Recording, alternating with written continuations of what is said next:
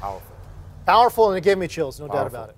All right, we are now just 15 minutes away from kickoff. The last 15 minutes of the show presented exclusively by GEICO. Matt Ryan here, getting ready for his big matchup against the Detroit Lions. Again, the Lions playing at home. The Matchural or Matty Ice? Which one? How do we feel about that? The Matchural? The Matchural. Okay, I like it. Sure, why not? Either way, I think there could be a lot of fantasy points had, a lot of scoring potentially in that game. All right, time to hit all 9 of the remaining early games today. We're going to start with the Giants taking on the Eagles. Michael Fabiano, what do you got? Zach Ertz has been one of the more unsung heroes in fantasy football. How good has he been? I offered Drew Brees for Zach Ertz straight up in a trade with Maurice Jones-Drew, and he said no. Hello. If you look at his numbers, too, against the Giants in his last 3 against Big Blue, averaging almost 16 fantasy points per game, start Zach Ertz. Akbar Bajbi-Miller. Yeah, I'm going to go Alshon Jeffrey, start. I mean, coming off of a big game last week, you're probably waiting. It feels like you've been waiting forever, really. We're just in the 3rd week. So just be patient, and that patience has paid off. I think it's going to pay off again this week against the Giants as well. 20 targets this season so far, so you know already Carson Wentz loves him. Marcus? If you're waiting on Eli Manning to finally break out, you might want to wait at least one more week. Have you seen the Giants over the first 2 weeks? Nothing about what I've seen from that unit makes me believe that Eli Manning is worth starting against the Eagles. True that.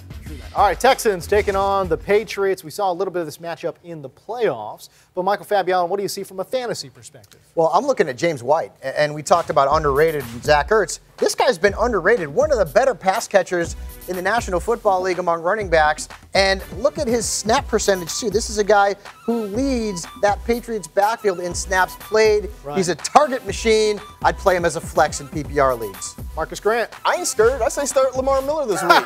You know, the Patriots have had their issues with running backs, especially guys who catch the ball out of the backfield. So they can get some dump offs to Lamar Miller that'll maybe take some pressure off Deshaun Watson in the pocket. And I think Lamar Miller can have one of his better fantasy weeks this week against New England. Oh, come on, man. I'm still going to go with starting DeAndre Hopkins. I know he's going up against this New England Patriots defense, and the New England Patriots, they are really good at scheming against the top players. But look, he's still going to be out there, and he's going to get his. So I expect DeAndre Hopkins to be still a healthy player and a healthy start on your fantasy team. Watch Tyler Ervin for the Texans go ham in that potential. Really? Yeah, I'm throwing that out to the universe. Broncos taking on the Bills. The universe threw it back at you. That's why we can't have nice things, James. Here you go. Give me a sleeper, Marcus Grant. I'm going with Tyrod Taylor as a sit. I'm staying away from him this week against that Bronco defense. The Bills haven't figured out much in the passing game, whether it's Zay Jones or Jordan Matthews or Charles Clay, and he's going to have to deal with Von Miller and the no-fly zone. Do not want. All right, Akbar, what say you? I'll give you a sleeper. I'm going to go with Trevor Siemian. You know, you think about Trevion Siemian? Yeah, I was thinking about Simeon Rice. I don't know how that actually slipped into my brain. But 22-plus fantasy points in 2 straight games. Look, if he gets a dub or more in this game, go ahead and call him a starter. He's a guy that he's going to be available in a lot of leagues. Play him, have the confidence that he's on a roll. I am starting C.J. Anderson. I've been telling you all preseason, the first 2 weeks, this is the guy in Denver, and he has been the guy in Denver. Last year, the Bills gave up 12 scrimmage touchdowns at home to opposing running backs. I said it earlier, I think the Broncos are going to put some points on the board against the Bills. Daniel Jeremiah's over here just trolling me about Cal right now. Saints taking on the Panthers, a divisional matchup in the NFC South. What do you see here, Michael Fabiano? Start Cam Newton. And if he can't do it this week, he won't do it, guys. I mean, I understand he's looked bad, he's looked rusty, but this is the Saints we're talking about, and this is the Saints defense that Cam has historically owned. So, guys, I know he's been bad the first couple of weeks. Keep the faith, play him this week. This is the litmus test. If he doesn't do it this week, then you should be afraid. Now, the litmus test as in, is he lit or no? Litmus. I'm not talking about lit or quit. That's a different segment. I'm going with a sleeper in Brandon Coleman. I know we're talking about Michael Thomas and Ted, all these guys in the Saints offense there, but Brandon Coleman, just on the pure matchup alone, if he's lining up in the slot like he tends to do, he may run up on Captain Munnerlyn. Brandon Coleman is 6'6", Captain Munnerlyn is 5'9". Interesting. I like those chances. Akbar? You know, look, I'm going to sit Mark Ingram going up against the Panthers. They've got a strong front when you look at what this is the number 1 defense, the Carolina Panthers. You got Starlo Tulele up there in the middle, and he's stopping cats up there. So I'm going go for Mark Ingram. I look at the backup. They've been unsuccessful in juggling the running backs from Peterson to Kamara to Ingram. Right. Not enough production, especially going up against things. So you know what I'm going to say? So what are you saying? I'm going to say it's a trap. That's right. You had to wait for it. You had to wait for it. Got it but yes, it's a trap. It's bad. Steelers. It's coming back. Steelers on the road taking on the Chicago Bears. So, what do you do with Ben Roethlisberger? I know you've never heard me say this ever, probably on the history of this show, but Ben Roethlisberger's a sit on the road. Whoa, this is new. Whoa. Akbar, have you ever heard me say that before? No, on the road. You on the road. I mean, look at the numbers, man. Since 2014, he's averaged fewer than 14 fantasy points per game away from Heinz Field. I'm sticking with that narrative. I mean, 14 on the road, 24 at home. It's crazy. Crazy split. Marcus Grant, what you got? I'm going with Zach Miller as a sleeper. I know we're trying to find tight ends where we can. I like Zach Miller to kind of get some looks in the middle of the field. The Steelers haven't given up a touchdown to tight ends just yet, but they are giving up quite a few yards. I think Zach Miller could probably break that, break the mold and get in the end zone. Well, I've got an issue with you, Fabiano, talking about, Ben Roethlisberger on the road. Guess what? He's got a receiver by the name of Martavis Bryant, who I've already earlier in the show said he's going to have 2 touchdowns in this game. He's going to have a big game. Guess who's going to be throwing him the ball? That'd be Big Ben. Yeah, that'd be Big Ben. Akbar. So he's going to have a successful game on the road, just like this man on the road against the Bears. How'd Martavis Bryant do week 1 on the road?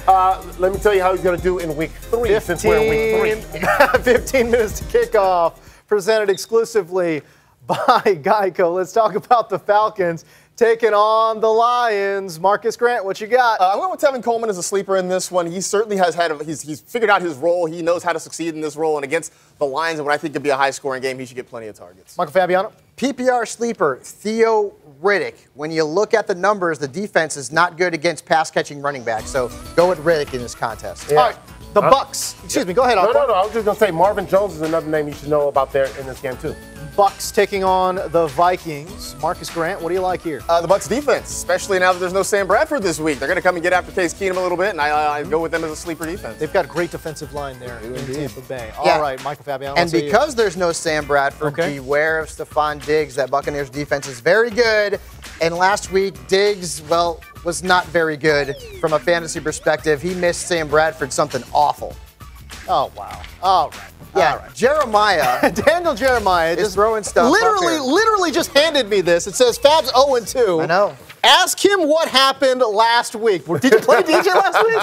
Did I mention that I'm the reigning champion? I'm going to be 0-3 because Ian Rappaport had Gurley and Watkins against me Browns on Thursday. taking on the Colts. We're running out of time. Akbar, talk to me about the Browns D. Yeah, I like this Brown defense, and I've already said start this defense. Look, I know they're 0-2, but look, they're getting after it. I think this is going to be a good game for them against the Colts, a struggling Colts team. Sorry, let me jump in. Marcus says Duke Johnson's a sleeper. I like him as well. Yep, there you go. All right, Dolphins taking on the Jets. Michael Fabiano, talk to me about Jay Cutler. I'm going to talk to you about Jay Cutler as a sleeper against the Jets Jets, because this team has allowed an average of right around 19 fantasy points per game to quarterbacks this season. And DJ, thanks for your approval on pal. There you go. Camera. Marcus Grant, talk to me about Bilal Powell. What do you do here, man? You don't play him. If the Jets are talking about playing 3 running backs, including Elijah McGuire, you stay far away from Cajun. If you have 3 running backs, you really have none. So just don't play any of them. Jermaine Kearse has been a targets machine, a little bit anyways, for the New York Jets. Akbar, do you like him this week against the Miami Dolphins? You know, I'm going to go ahead and say start him. We'll make this one quick since we're up against the time. I say start Jermaine Kearse. Jermaine Kearse. Man, who would have thought that, right? I know, seriously. This is what it's come to. It's Bilal Powell, it's Matt Forte, it's Elijah McGuire. What's happening now? DJ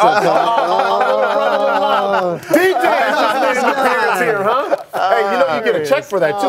That's an extra show you just did. You know, he didn't mention who won the league last year. He hammers Cal. He hammers Michael Fabiano. San Diego State won. SC's doing all right.